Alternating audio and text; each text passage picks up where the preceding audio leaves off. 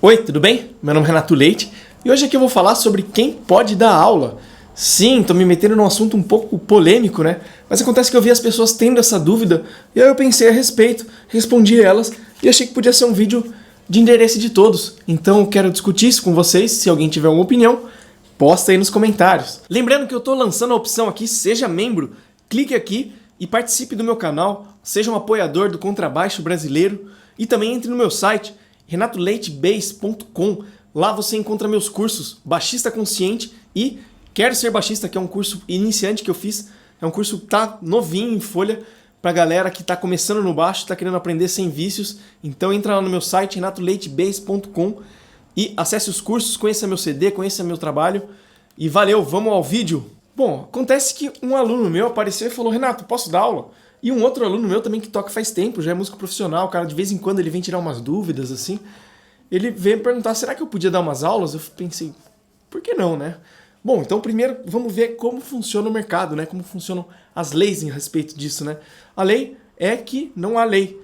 É tipo, bem-vindo a algum tipo de experiência de anarcocapitalismo, é a música.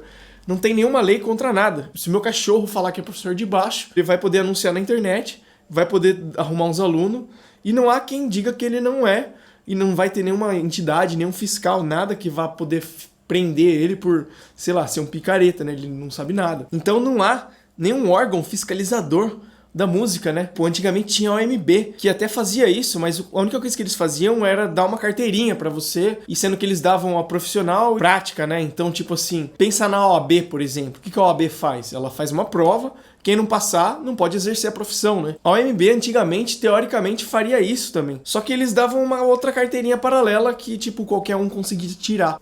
Funcionava dessa forma. Então também não era regulamentado, né? Embora houvesse um órgão fiscalizador, a única coisa que ele fazia era pegar seu dinheiro para te dar uma carteirinha dizendo que você podia fazer aquela profissão.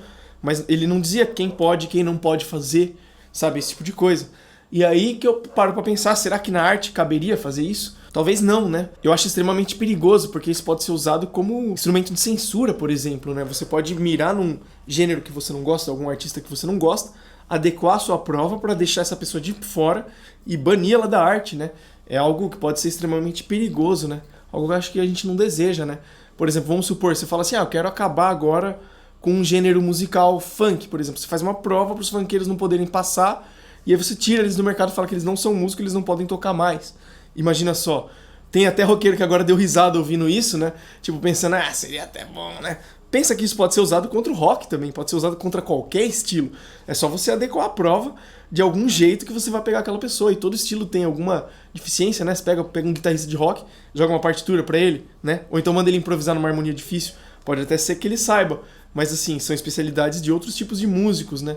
Então você consegue, vamos dizer assim, manipular isso de algum jeito. Então é uma ferramenta meio perigosa demais para ser usada. O que se viu, né? Que o ideal é deixar todo mundo livre para poder fazer, né? Então o que tem de lei hoje em dia é nenhuma. Qualquer pessoa pode dar aula. Cabe ao aluno. Então a dica que eu dou aqui, se você for fazer aula, é pesquisar o currículo do professor, né? Ver se ele tem diploma, ver se ele é formado, ver se ele tem formação, ver se ele já estudou com alguém, qual é a experiência dele como professor. Ver os outros alunos, pede depoimento dos outros alunos para ver o que eles gostaram, né? Cuidado com depoimento falso, com depoimento comprado também, que tem gente que faz isso. E procura saber a real qual que é. Dá para pesquisar na internet, né? Hoje em dia quem é picareta geralmente acaba sendo mal falado em grupo, em coisas assim. Então você acaba descobrindo também facilmente, né? Você vê, às vezes eu já vi curso anunciado, curso de tal cara, você clica para ver os comentários, só gente xingando, falando, eu comprei, o cara nunca mais me respondeu e tal. E, tipo, daí você fala, melhor não comprar esse curso. Então, tipo, dá pra você conseguir se organizar dessa forma, né? E quem que pode dar aula? Eu acho que absolutamente todo mundo. Eu incentivei esse meu aluno a dar aula. Eu acredito numa coisa que é monitoria, né? Tipo, você já vai aprender muito da música já ensinando os outros também. Você tá no nível 2, vamos supor, você vai ter que aprender com quem tá em cima, mas você já pode ir ensinando quem tá embaixo, né? Ou pensa quem tá fazendo a aula 1 de baixo, a pessoa que nunca tocou isso aqui. Precisa fazer aula com o Patitucci, vamos supor. Que ele tá dando aula pela internet, você vai lá falar, eu quero o melhor do mundo pra me dar aula. Aí você vai fazer uma aula online com o Patitude que precisa? Acho que não, né? Você consegue um cara da sua cidade mesmo, um cara com preço em conta, um cara que te conhece, um cara que vai saber sua necessidade e tal. Beleza, você já aprendeu um pouco. Bom, vou procurar um cara mais profissional. E aí você vai indo, e de vez em quando você faz aula com um cara ou outro. Também hoje em dia muita gente dá aula avulsa, né? Então você faz aula com um cara ou outro mais legal, mais especialista para você aprender uma coisa ou outra também. Mas assim, essa escala pode existir, né? Eu acredito bastante nisso, né? Que é o que? Monitoria chama, né? É você já ser monitor de alguém, né? Logo no começo. E aconteceu comigo, cara, por incrível que pareça. Eu comecei a dar aula, logo minha vizinha falou, me ensina. Daí eu comecei a ensinar ela. E aí eu cobrei dela, porque eu falei, meu, senão a gente não vai levar a sério. Você vai me pagar um preço ridículo, que é, sei lá, R$5 por aula, tá ligado? E beleza, ela me pagou, ela fez aula, aprendeu um pouquinho, ela tocou, tal. E depois, quando eu fui ter aula numa escola também, eu comecei a dar aula, então eu comecei a dar aula muito cedo. Só que assim, eu dava aula, eu tocava baixo o quê? 1 ano e meio, 2 anos. Apareceu um aluno que tocava baixo há 5 anos para ter aula, por exemplo. O dono da escola não colocava ele para ter aula comigo. Colocava ele para ter aula com outro professor, um professor mais experiente. Colocava quem para ter aula comigo? Os iniciantes, né? Porque eu também era iniciante, eu tinha paciência com isso. Então isso era bem legal. E ele preservava o professor mais avançado também, dos iniciantes muito, assim. Mas ele também dialogava, então às vezes fazia os grupos, a galera tocava todo mundo junto, isso era um ambiente bem legal. Então eu acredito bastante na monitoria, então eu acho que todo mundo pode dar aula. O que você tem que fazer? É jogar limpo com os alunos, né? Opa, acabou aqui o que eu posso te passar, recomendo que você vá fazer aula com tal.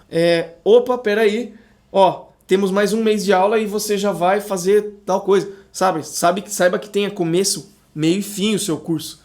Tipo, uma hora o aluno ele vai chegar em você, você vai ter que encaminhar para outra pessoa, porque você ainda não é uma pessoa muito avançada, e aí tem vários níveis de professores, né?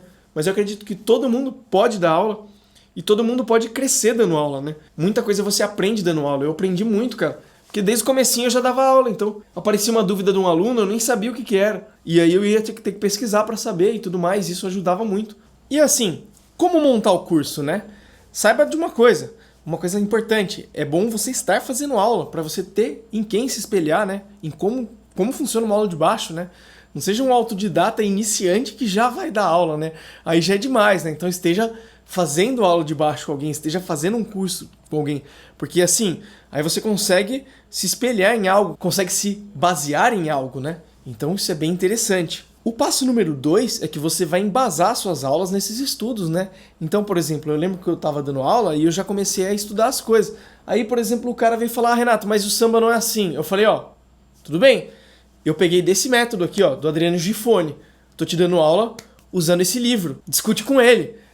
Aqui tá escrito, essa é a partitura, vamos ler ela, podemos fazer ela. Então, você está embasado em autores, embasado em métodos, né? Isso vai te ajudar bastante a dar aula, então esteja sempre atualizado, esteja estudando, esteja fazendo aula, esteja com o material tudo bem elaborado, né? E monte um curso com começo, meio e fim, né?